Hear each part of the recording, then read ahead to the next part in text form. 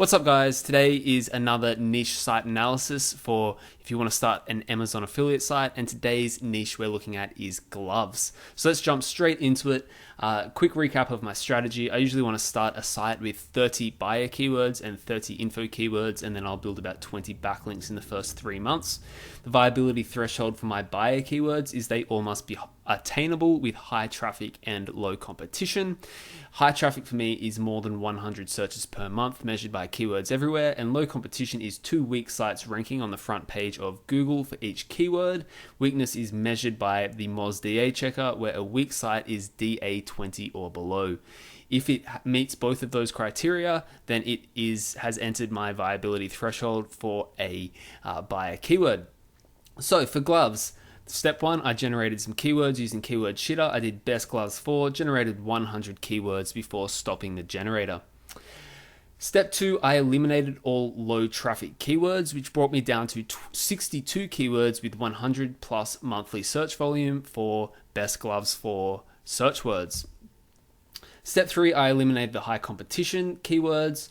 Any keyword where all the domains were too strong, I got rid of, and only kept ones where there were 2 domains on the front page of the SERPs with a domain authority of less than 20.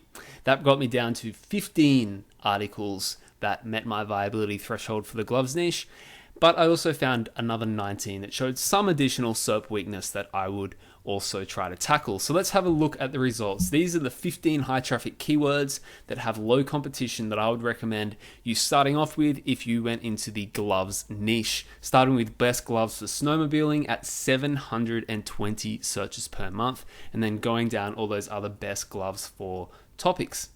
So here's the example of best gloves for snowmobiling. You can see 720 search volume with keywords everywhere. And we've got a DA12 ranked number 1 with 0 links pointing to it, according to the Moz DA checker.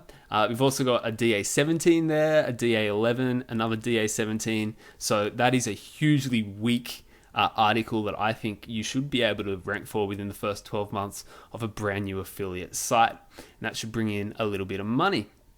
One weakness of that article, of course, would be it would bring in money in winter, but not summer. So it's a strongly seasonal keyword there. So the 19 additional high traffic, weak SERP keywords are ones where they didn't meet the threshold, but there were some things about the SERPs that I thought there was a bit of weakness in. For example, there might have been some forums on the front page, or there might have been one weak domain that was ranking for that keyword, which showed a little bit of weakness. So starting with best gloves for youth baseball with 1,900 searches per month, and then going down dishwashing, fishing, driving, etc. So here's an example, best gloves for cashiers with 90 search per month. I usually let the 91 slip into that the traffic threshold because I know that keywords everywhere isn't 100% accurate.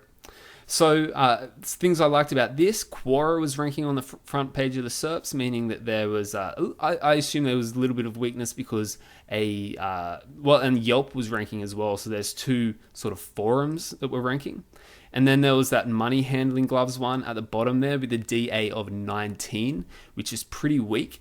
I also saw that there weren't any sort of those skyscraper ones, the 7 best gloves for cashiers sort of ones that I would personally write. I would do 7 best gloves for cashiers in 2020 would be my phrase that I would use. So I think that I could probably rank for that as well.